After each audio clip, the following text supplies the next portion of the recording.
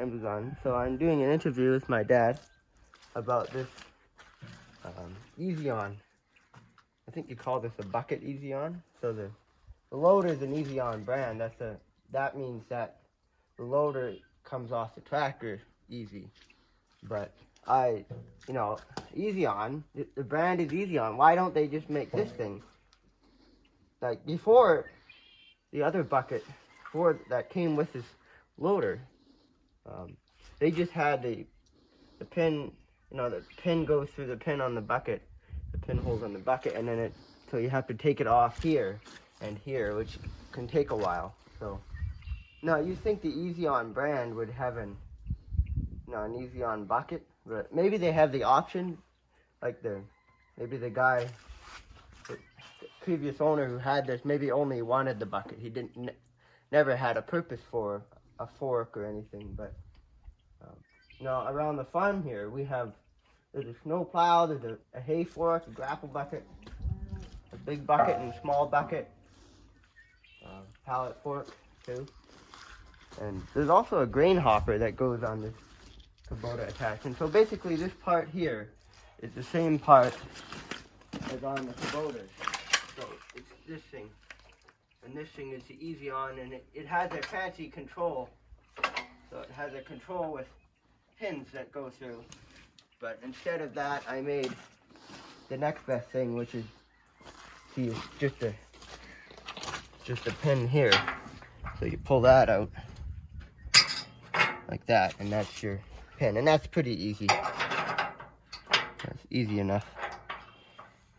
And I made those. I made the pins. Had to cut a piece of the long round stock. And this is my first precise project.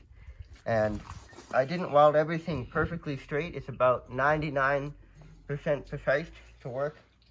So, there's some stuff I could have done better, like on the holes, I had to use a plasma cutter. But these holes should have been drilled with a drill press if we had a big enough drill bit, because then they would have been the right size. Some of them are a little bit big. They're going to warp eventually, but that'll take quite a few years. And actually I just started with these two pieces of steel on there. And then I welded this thing in there, tacked it, and then arc welded it, and there's a spacer piece of flat bar in there. And now maybe I didn't need that so long, but the way I designed it, it was just easier to have the round stock that long to go. And here it's kind of similar to the Kubota design. In fact, I'm seeing there's an angle iron. See, there's a little triangle here. I actually could modify this one, and I could weld a triangle in here so that this thing always goes to the center. That's one thing I didn't notice. But I got everything else done, and this is all strong now, so it looks kind of weird, but everything's supported, and I added. I think there's 2 videos of it. So I started with this, and this was all straight and everything, and this was straight. And then I realized that this cylinder won't come out enough, so it wouldn't have enough. It doesn't go in enough, so it wouldn't have enough tilt up, and that's important. And we have a 30 horsepower John Deere where the cylinder and this thing just go on the bucket. The pin goes through the loader and into the bucket. And that tractor, it doesn't quite tilt up enough because it doesn't have the Easy-On or any type of adapter on there. So then after welding this on there, I decided to make the part that goes on here. I remembered that this thing it needs to tilt up enough. So then that's why this is on an angle going like this, and it's not straight with these two. But the reason for that is so I added a space in here, and then I welded these plates in there. I had to bend those with a hammer, and there's videos of it on my channel. So I bent those plates, and I originally got the forge going. I forged a rebar to go across here and then across these two, but this part ended up, the loader sticks out too far and it sheared it off here. but that's not a big deal. I could weld another support in here maybe where it's out of the way. None of the loader rotates around here, so yeah. I think I did pretty good for the first time I made something this precise.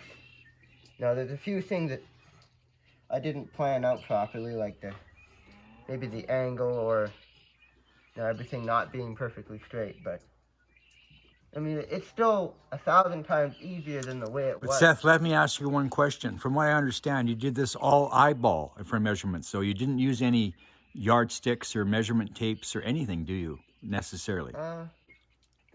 Yeah, most of it I just did by eyeball, and like this in here, I think I did measure it with a tape and then I cut that, but okay.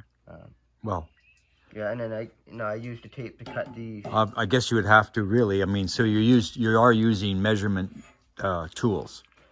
Yeah, I do use some measurement tools, but most stuff I eyeball. That's what I was noticing. Yeah. Okay. Yeah, because I never would have got the project done. So it would have taken 3 times as long if I measured every little thing, and I knew it wasn't going to be perfectly straight anyway from the beginning because it's so much hard. We don't really have every tool we need to make this project. Yeah. But does that mean that you've actually measured more stuff now that you do because of this, and you move forward? Do you use more measurement tools now, or are you still eyeballing a lot? Well, I'd say I use more measurement tools, but yeah, I guess I measure stuff that I know that I need it to be more exact. I mean, it makes sense, right? Especially you can double check it that way too, or triple check it. Yeah, like another thing is, see this, these pieces are a bit shorter down from here to here, so I put a thing in there, and on this side, it isn't. But the reason see, I had to make it like that because the holes, I drilled, these holes I was able to drill in these pieces of angle iron, so I drilled it out.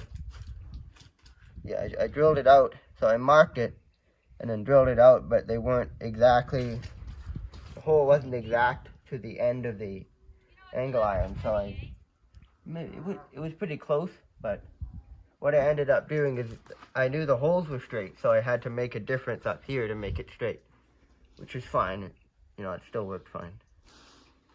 But yeah, it's really admirable. Nice piece of sculpture from an artist's point of view. yeah. Well, let's check this on over one more time later, and I'm off to do a phone call to Vancouver. Yeah. Big time me. See you later. Yeah.